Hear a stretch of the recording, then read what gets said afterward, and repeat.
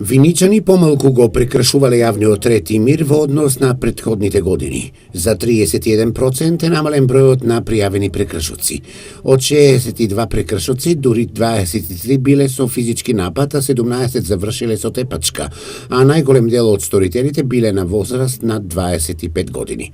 Во делот на јавниот поредок, констатирани се 38 прекршоци, од кои 27 се од Законот за јавна чистота. Интересен е податокот дека по Законот за оружје констатирани се дури 10 прекршоци.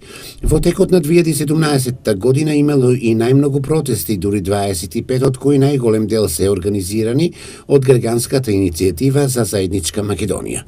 Сообраќајките 2017 година се намалени за цели 11%, меѓутоа зголемен е бројот на жртви, дури 3 од кои еден тракторист и 2 возачи на патничко моторно возило. Во 22 сообраќајки има повредени со потешки телесни повреди.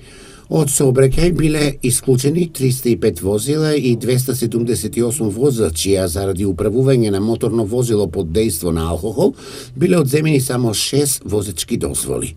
До Основниот суд во Виница се поднесени 271 барање за поведување прекршоцна постапка, додека 565 од оделението за прекршоци, 15 кривични пријави поради загрозување на безбедноста на јавниот сообраќај.